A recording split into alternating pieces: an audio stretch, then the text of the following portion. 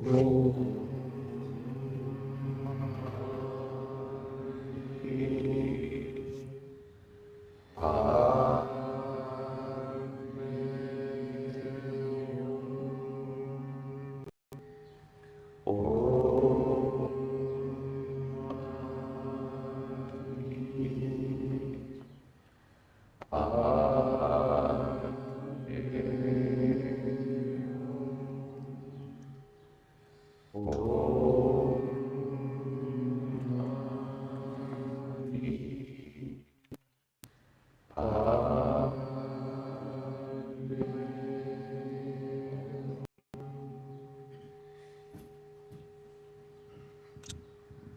morning and welcome to the Sunday service.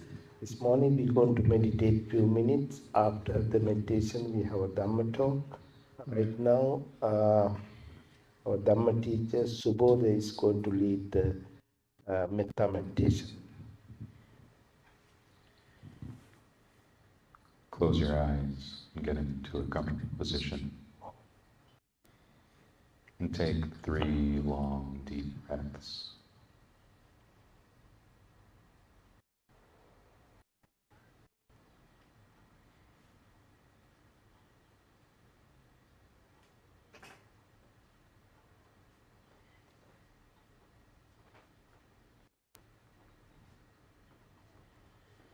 And now let us develop thoughts of goodwill, loving kindness, metta, beginning with ourselves. This is a sincere wish, a wholesome desire for our true and lasting happiness.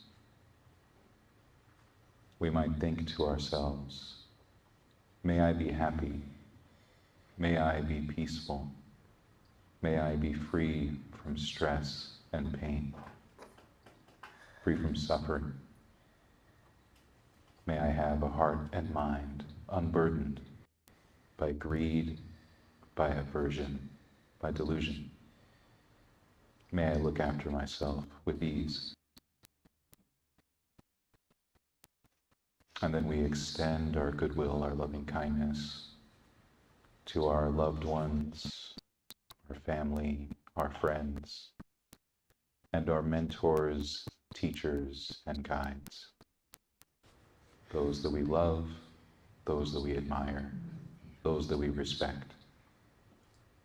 May they also be happy, peaceful, free from stress and pain, free from suffering. May they live with hearts and minds unburdened by greed, by aversion, by delusion. May they look after themselves with ease. And then we extend our goodwill, our loving kindness to our acquaintances, those that we like but don't know so well.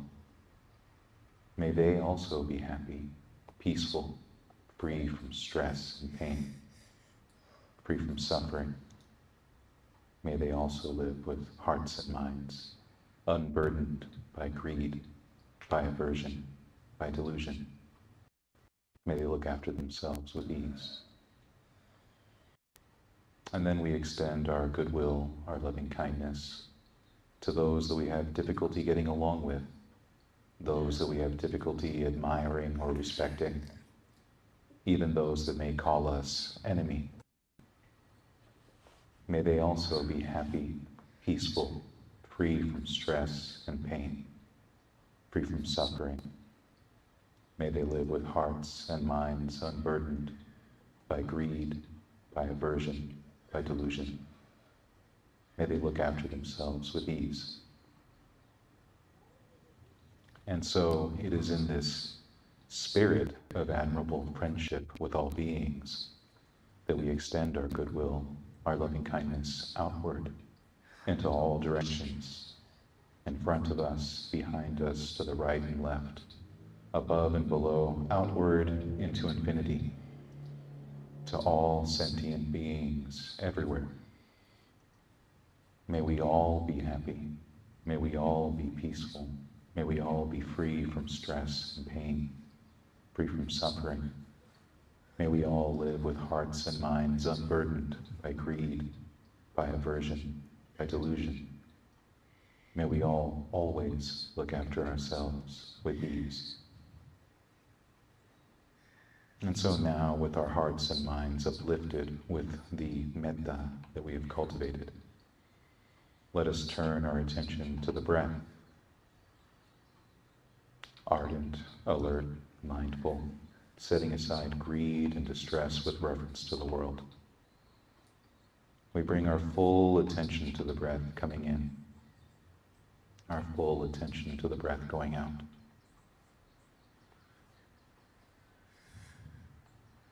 Feeling the breath and knowing its quality, whether the breath be long or short, deep or shallow, heavy or light.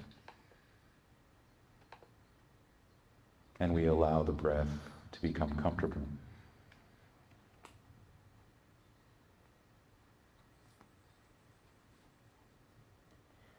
As we settle our attention on the breath, we set aside all thoughts of the past, all thoughts of the future,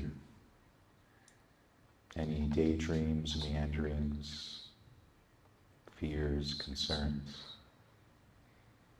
We set every one of them aside and let our sole occupation be this mindfulness of breathing. No matter how many times we may become distracted, we bring ourselves back to the breath, using the breath to string moments of mindfulness together. Practicing in this way, we do what the Buddha called a pleasant abiding here and now, creating a place where the mind can rest, staying in this present moment.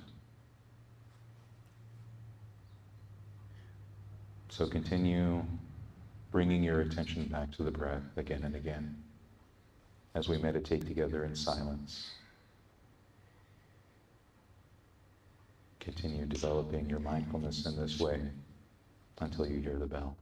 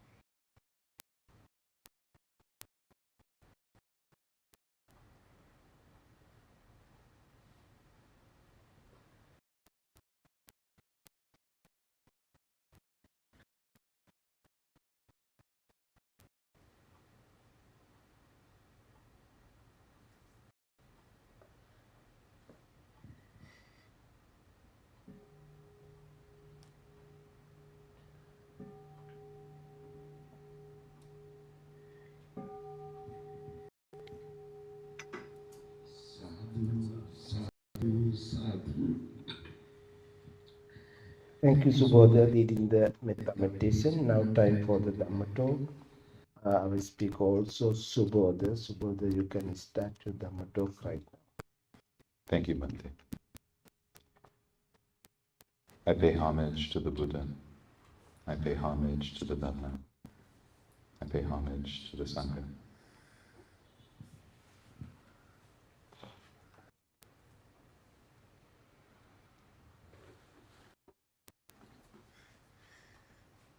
I've been thinking lately about a book that I read when I was about 14 called Way of the Peaceful Warrior by Dan Millman. I don't know how many of you have read that book. It was published in, I think, 1980.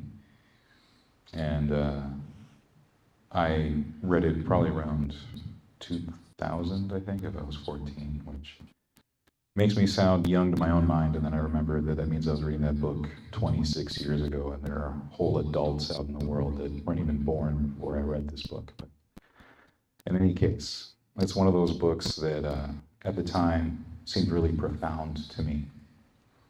You know, even at that age, I was a spiritual seeker, let's say. I was studying Buddhism, but also studying a lot of other esoteric and mystical traditions, and being a diligent meditator in my bedroom, much to the confusion of my parents, who really didn't understand any of that. And so to find a book that was a work of fiction, but at the time published as like semi-autobiographical, if not straight up autobiographical. To me, it was like a big deal that there would be a book that was about a guy going on a spiritual quest. And you know, I'll summarize briefly what the book is about. And, you know, Dan Millman wrote a book about the protagonist named Dan Millman, who is a young man who has just graduated high school, and he has a gymnastics scholarship that moves him up from Los Angeles to the Bay Area, I think Berkeley. And he begins his studies as a college student, and he's plagued by dreams, nightmares really, about death. He's coming to a point in his life where he realizes that he is afraid of dying. And so these dreams are very, very scary to him. He in these dreams is literally being chased by the Grim Reaper. And at the end of the dream, you know, he comes across this man with mismatched shoes. One shoe is new and the other one is old. One is new brown leather, the other one's worn brown leather, or something like that. And he doesn't know who this man is in his dreams, but he's just relieved there's someone there to kind of keep death away, so to speak. And one night after one of these dreams, he ends up going on a late night walk and comes across a gas station that's open all night. And he goes in, and the man working at the gas station is this very mysterious guru type of guy that Dan sparks up a friendship with, who never divulges his name. Dan ends up calling him Socrates, kind of tongue-in-cheek. And for the remainder of the book, this man is known as Socrates. And Socrates is this man of the times, let's say, when people were trying to write mentor types. You know, he's of indeterminate ethnicity, clearly studied Western and Eastern religions, been all over the world or whatever, and seems to give all the signs that he is an enlightened being who just randomly happens to work at a gas station as an attendant. And Dan and Socrates go on several adventures together, let's say, in the Berkeley area, as Dan learns how to be a peaceful warrior, you know, as the title suggests.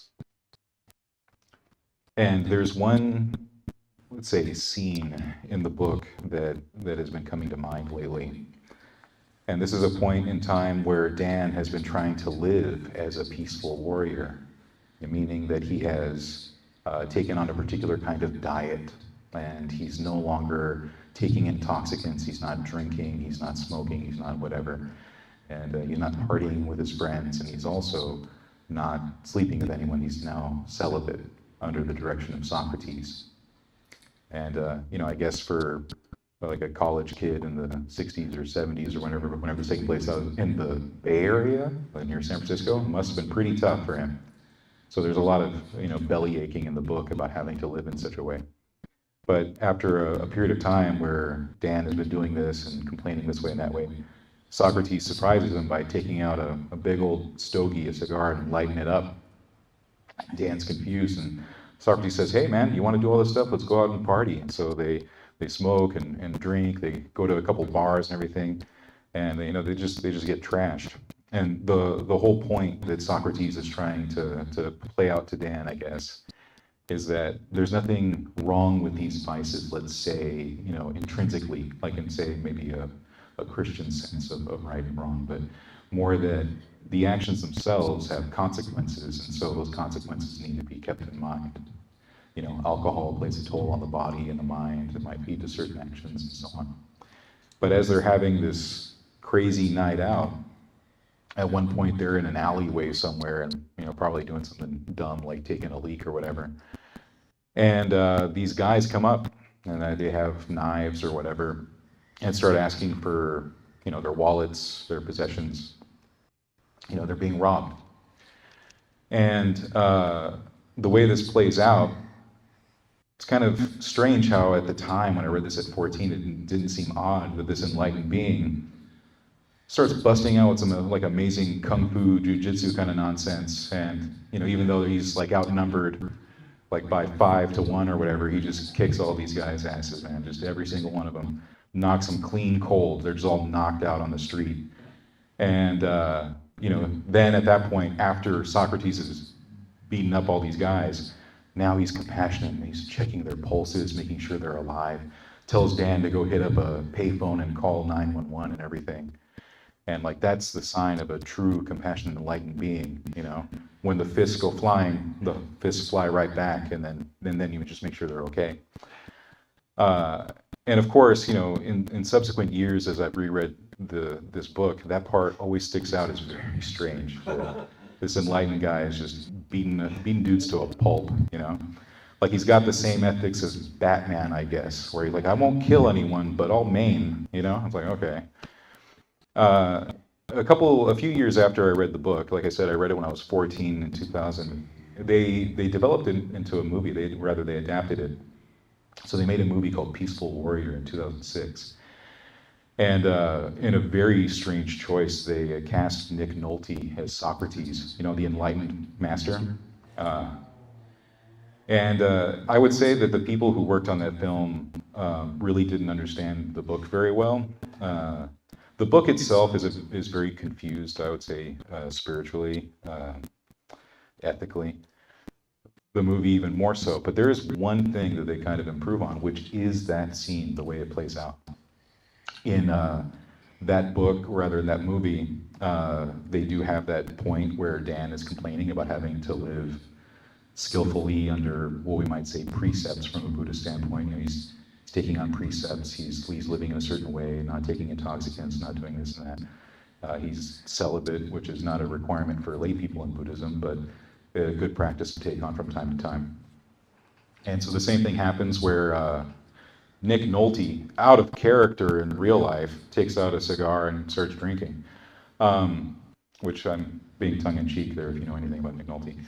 But what is different is that when the muggers show up, rather than Nick Nolte / Socrates busting out with some amazing martial arts, instead goes, hey, all right, we've taken our wallets with all of our money and our identification and everything, but I got a pretty nice watch.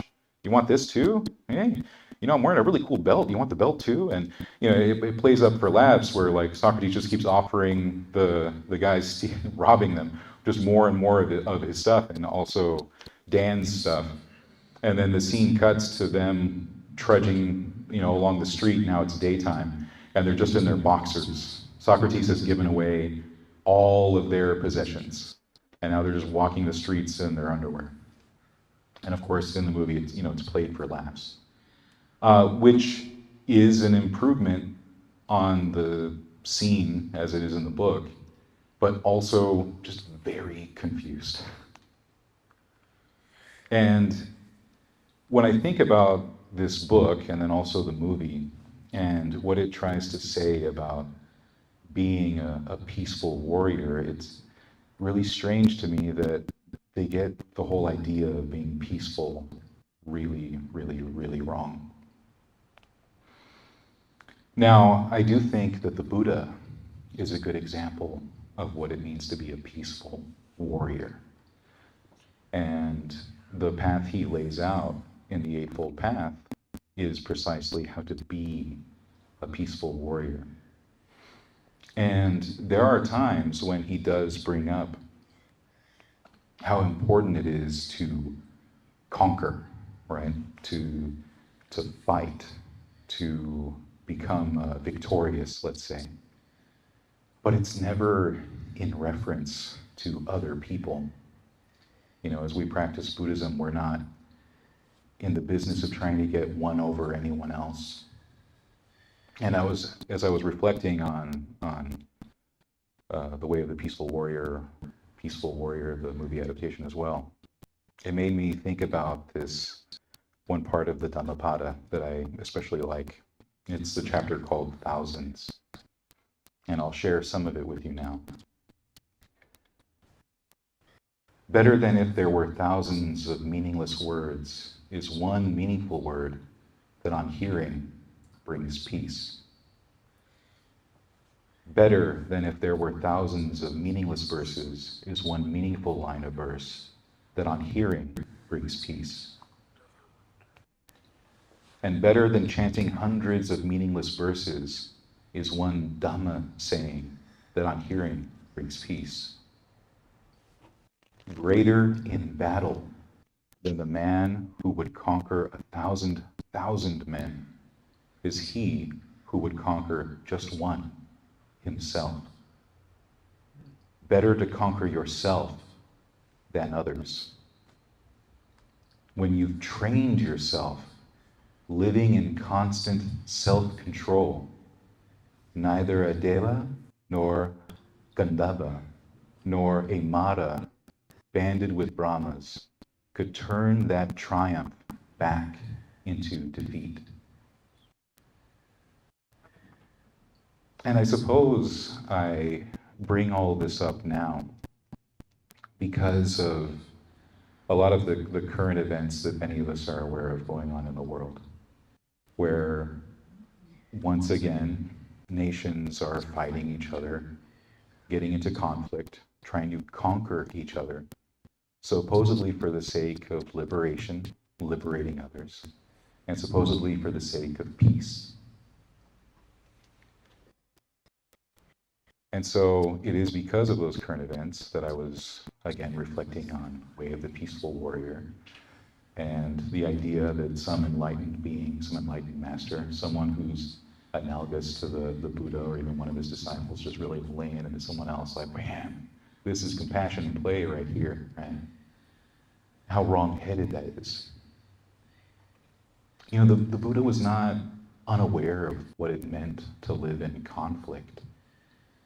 You know, he came from a warrior family. He was trained to be a chieftain of a warrior people. He was taught in the ways of combat and military skill growing up. There are examples of him talking about what it means to ride an elephant into battle. There are examples of him talking about what it means to be a skillful archer and how one hits masses with a certain amount of strength and accuracy. You know, he knew all these things. And during the Buddha's lifetime, remember, he had a long lifetime of teaching as well. You know, he had 45 years or so of traveling around and sharing the Dhamma. During his life, there were conflicts amongst his own people. When you read the canon, you find out just how many times someone he's talking to, a fellow bhikkhu or a bhikkhuni who happens to be part of his family, and you're like, wow, man, he was just such a great teacher that so many of his families decided to stop being lay people and take on the robes. And I'm sure that that's true. But what was also happening is that his kingdom was being attacked. And a lot of his family was killed, like his clan, right? And a lot of them had to escape into other ways of living, including escaping into monastic life. And so the Buddha lived in a time of great conflict. Kings fighting kings, kingdoms fighting kingdoms, people fighting people, both on a larger scale and on a very individual scale. He saw all of it happening, right? We always like to think that we live in unprecedented times. That's something I've been hearing, I think, at this point in my entire life. But it's one of those phrases that I remember starting up around 9/11 in particular, right? Which is ironically right around the time I was reading Way of the Peaceful Warrior, because 9/11 happened in 2001. So it was all within that time that I was being a weird little spiritual kid in high school, meditating and whatnot. And I remember the way people were talking about the events, which of course are very tragic.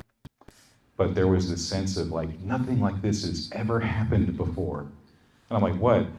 People attacking people, people dying, violence, things like that. That's happened.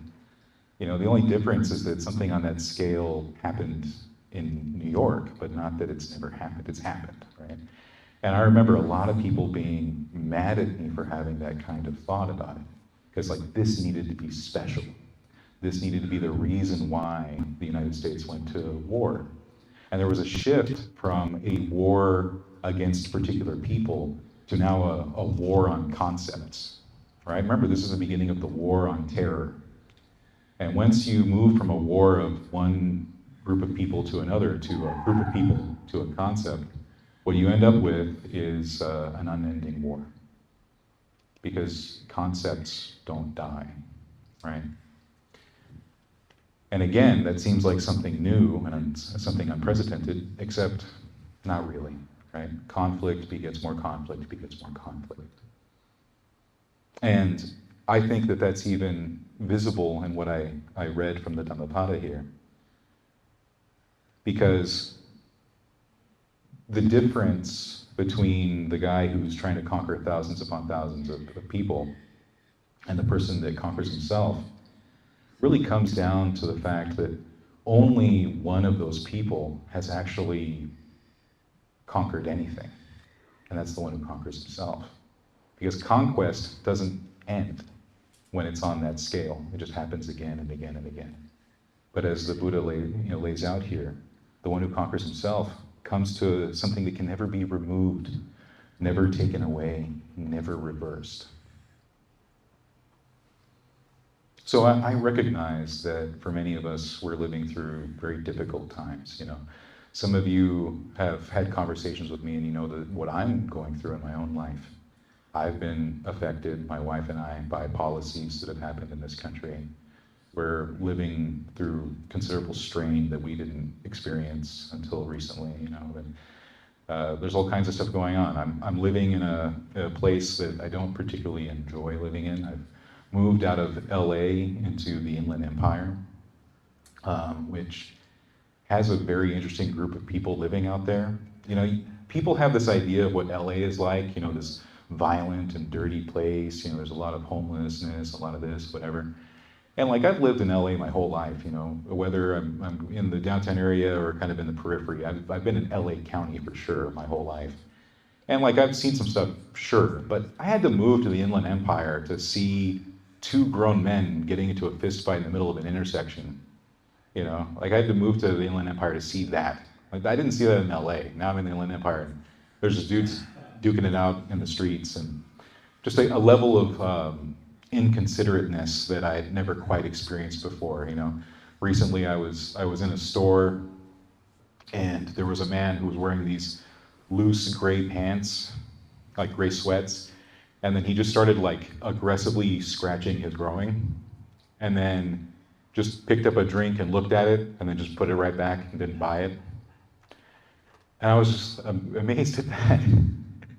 Because it's not like he was looking around to see if he got a reaction. He was really just in his own, like, this is just how he lives. And I thought, man, like, what am I witnessing out here?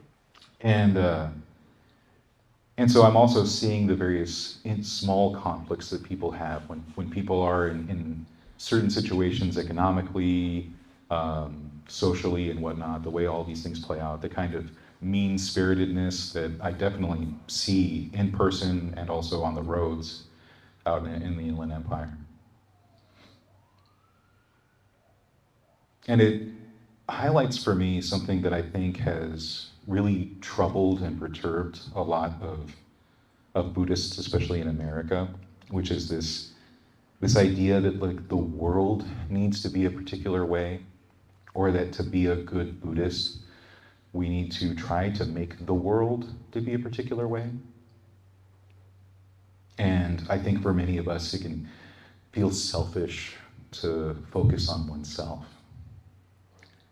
You know, the truth is that we tend to think that what it really means to be a spiritual person and to be an enlightened person is to change the world, right? The very nature, the core of what the world is.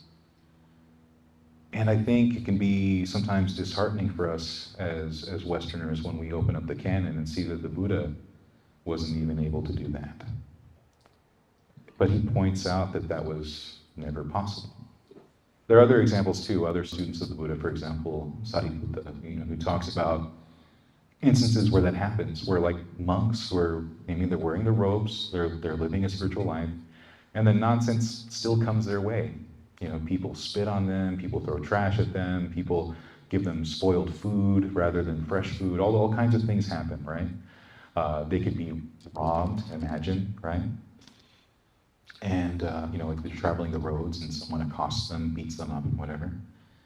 And, these other monks, these other students of the Buddha go to Sariputta and they're like, hey, like, what gives, and you would think that, the lesson there from Sariputta would be like, hey, like, we'll get them one day, like, things will change, And Sariputta's message to them is very different, and I think to Westerners maybe even a bit saddening, which is, hey, like, why do you expect things to be different? Isn't it just how the world is? But, what he means by that is that, hey, the world is just the world. There's good in it, there's bad in it, there's a mix, right? There's all kinds of things to experience in the world. Some of it gives pleasure, some of it gives pain, some of it gives discomfort or comfort, whatever. But transformation always starts from within. When we're developing these qualities in ourselves, whether it be goodwill, whether it be compassion, empathetic joy, equanimity, whether it be any aspect of the Eightfold Path, right view, right resolve, right speech, right action, right livelihood, right effort, mindfulness, concentration, and so on. All of these things we develop within ourselves. And if we are given the opportunity, we get to encourage others to develop those as well. And so we are, again, living in times that are not unprecedented. We're living in decidedly precedented times. Things are happening exactly as they've been happening for a really long time. And many of us are feeling that, right?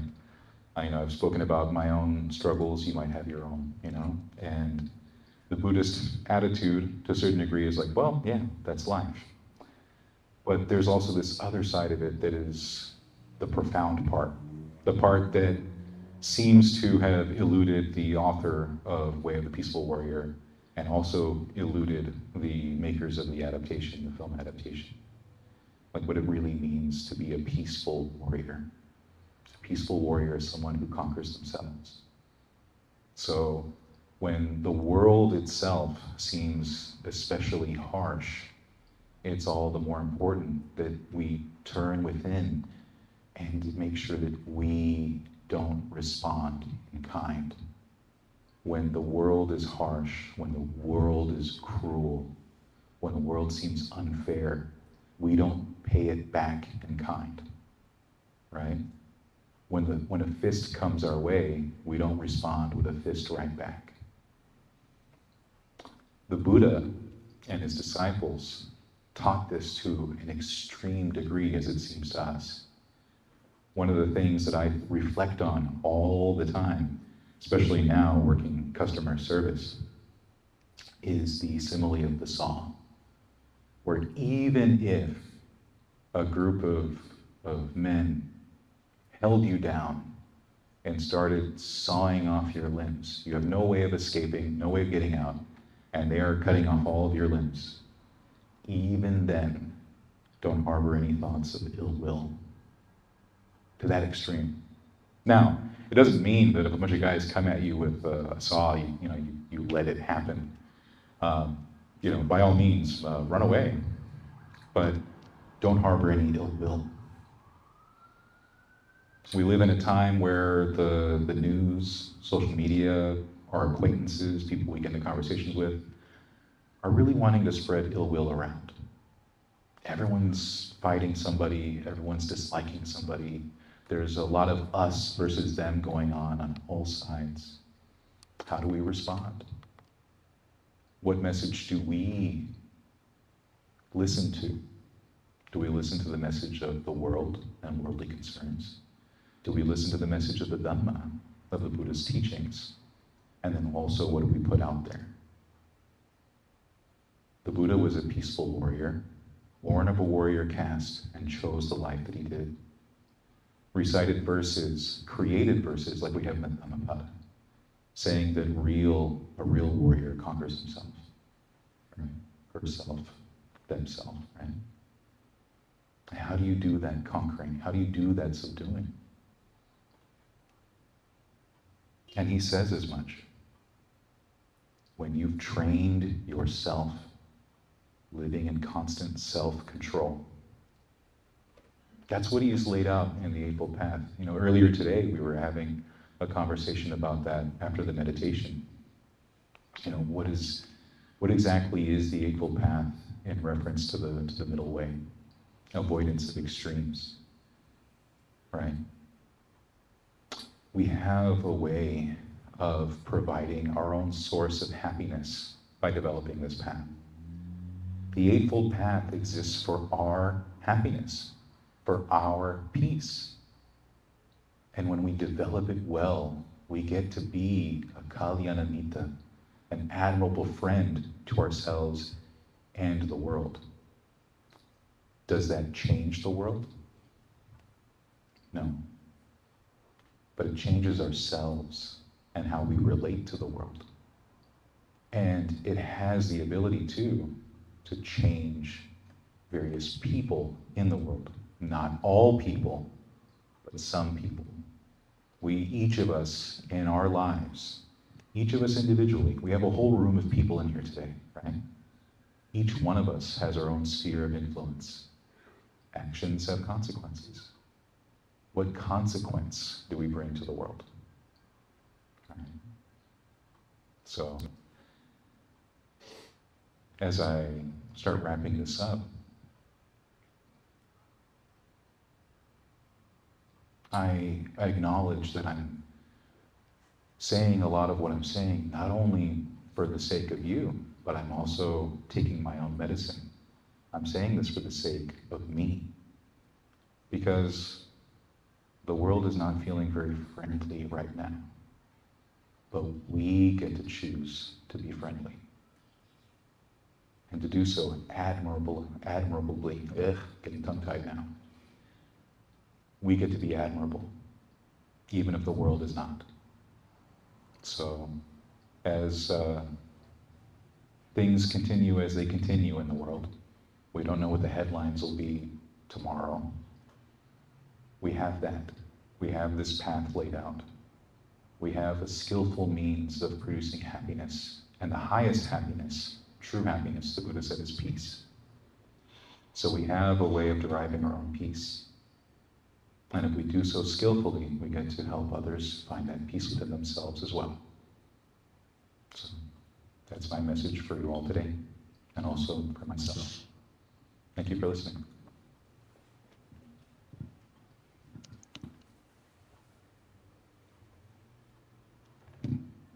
Thank you, Subodha. If you have any question or any comment,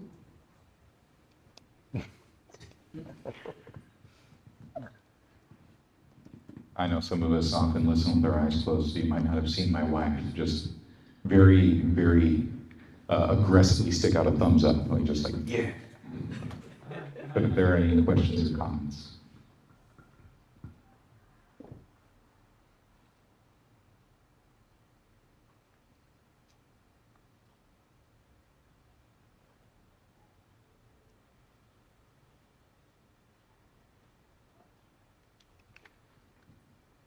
So while I wait for you all to come up with amazing questions, I suppose I'll tell you who I think they should have cast for Socrates instead of Nick Nolte. Because when I read this book back in 2000, just based off of the description of this kind of man, I envisioned someone more like, well, this is not going to surprise many of you, but like, imagine like Fred Rogers, but like if he had lived more ruggedly, maybe been less of an indoor type and more of a camping type. It's like, what if Fred Rogers just had a little bit of Indiana Jones in him, right? That's kind of who I imagined, like a ruggedly handsome Fred Rogers, which is probably saying a lot about how I wish I appeared, which I don't. I live in the Inland Empire where a white appearing man with a shaven head and a beard gives a certain message that isn't dumb a teacher. So I end up in really fun conversations with people because they already have decided I'm a particular kind of character out there, which I am not. But anyway, I thought I'd break the ice a little. So we do have time. Is there anything you want to share? This is the time to do it.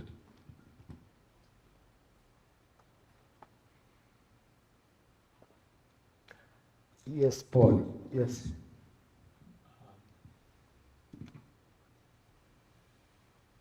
I already anticipated you speaking there. I was already having conversations with you all week. And I have a ton of things that I would love to share. I talked about it. But how broad your talk is leaves me speechless. And the hope I'm experiencing in Sangha, and considering the wisdom of the Buddha, is insight open to him, and he was able to report to us the beautiful functioning of the universe, and giving us suggestions how we can move with creation and not oppose it or end up in all that friction. Wisdom is very subtle, and everyone who's been hurt, and we all have, all we can think of is protection is in terms of, can I beat that guy down and stop it? That's all we know. And that's a very appealing plot in TV. There was another TV thing that was famous. I'm going to show how old I am. It was called Kung Fu. I don't know if you're familiar with that. Yeah, David Carradine. Goes Yeah. from town to town as a Shaolin monk looking for his brother. And in every single town, he gets in a skirmish, he gets thrown in jail, he beats up a bunch of guys. All I could think of was he left the temple too soon, because any good Shaolin monk would be able to move unseen and get all this stuff done with nobody knowing, was my imagination. So we live in a world where people need, their heroes need to be powerful. Their religious figures need to be powerful. Everything is in terms of subduing and everything. But wisdom is about moving with an already perfect universe. That's a very subtle concept, and it's not really something people can pick up and just try to believe in, because when they're getting beaten down by the world, it's not going to give them that comfort that they're looking for.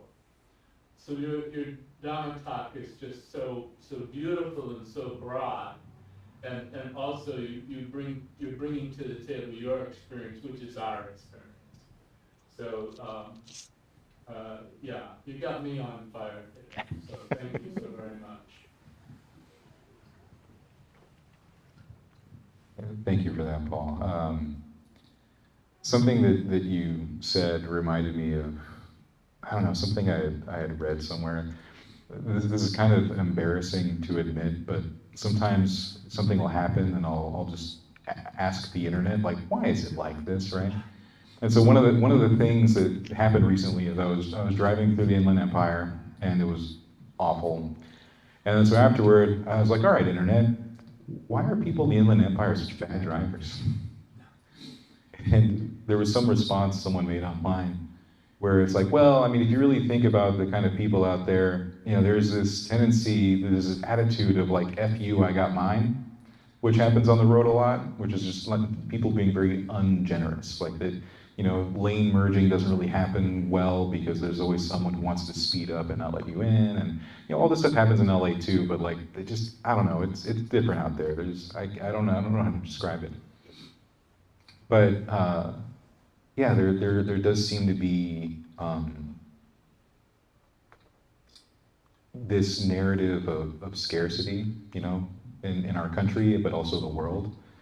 You know, there's this message of not enough, right? And so when we have inflation and prices going this way and that way, people struggling to find employment and find enough income and everything, it tends to spread out in all these ways where people won't even be generous with their own time, with their own space, with themselves, and so on. And to bring it back to the message today, like, well, what does it mean to be a warrior for the sake of peace, a warrior striving for peace? Is that, you know, in a world that feels really ungenerous, let's say, lacking generosity, we ourselves can be generous, right? We ourselves can, you know, as trite and cliche as it is, like, you know, be the change you want to see in the world or whatever. But also it just means that, you know, the world is not working for the sake of your spiritual development, despite what a lot of New Age people want to say. And what that means is that we are in charge of our spiritual development. We are striving towards skillfulness, and the world doesn't give us like a fast lane. It doesn't give us training wheels, and it doesn't give us a pass just because we've decided to live in a particular way. And this was true for the Buddha, who also met with difficulties. It's true for his immediate disciples, who also had a lot of difficulties. And it's true for us. But the reason why the noble disciples and the Buddha himself are such an example is that despite adversity, they achieved the perfection, the peace of Nibbana, showing that it is possible, that the path leads to a noble and worthy destination, one that we can achieve as well. It's not just something in the past, it's something right now.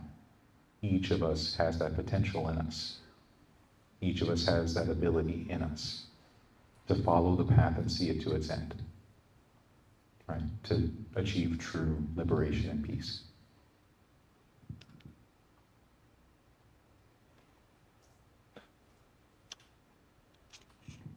All right. Thank you, Subodha. Thank you for everybody. We will chant the page 4 and page 10.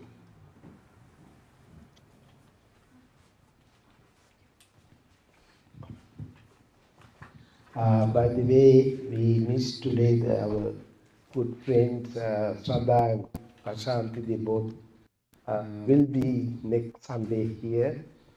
Subodha also missing almost 1 month, Subodha. I know, I'm sorry about that.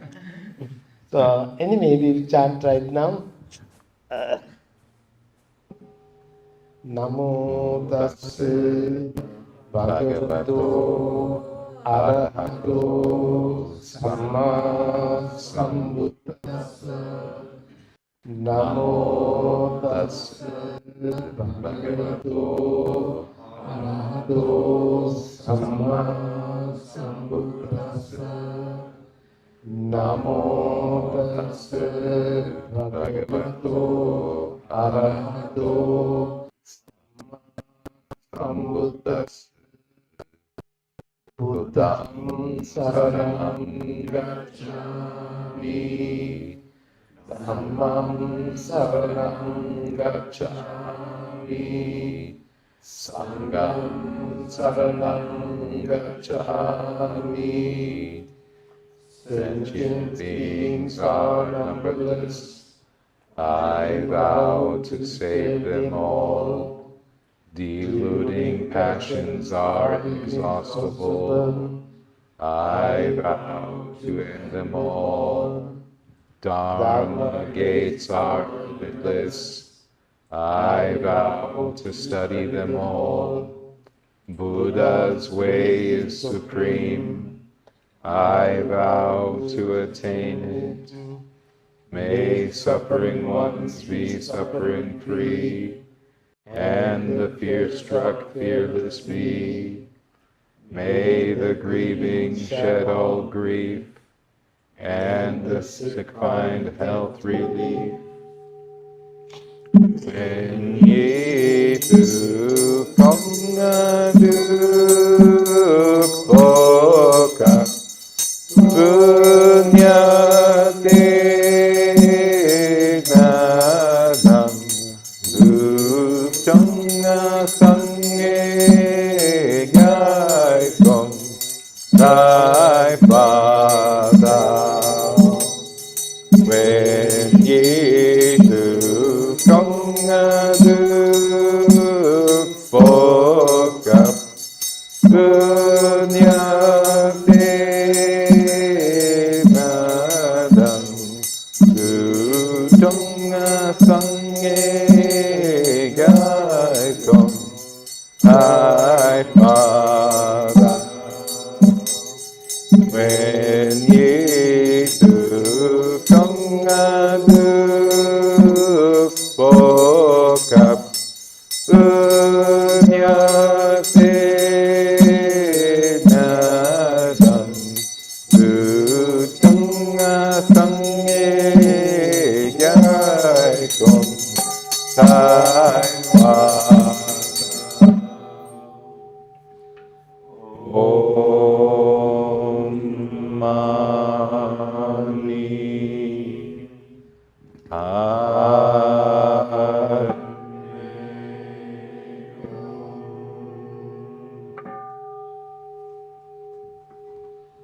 Thank you again for everybody, and we have tea and cookies. No cookies today. You don't have Just tea. no, just we have tea and cake and Cake? something. Yes. All right. It is a birthday cake because of somebody's birthday, I believe, tomorrow. Oh. Our video cameraman, this little boy, his birthday is, I think, tomorrow. Yes? Yes, tomorrow. So we will celebrate today his birthday. We have cake, and actually his mother made some goodies also for something to eat, and she sent for the monks to eat. I would like to share with everybody. Thank you. It is vegetable and some little bit, I believe, a little bit fish. And anyway, if you like, you can eat. It's okay. And the next Sunday, which is the 28th, I believe, we have chanting and meditation leading the either Sada or the Kashanti. And yeah, one second.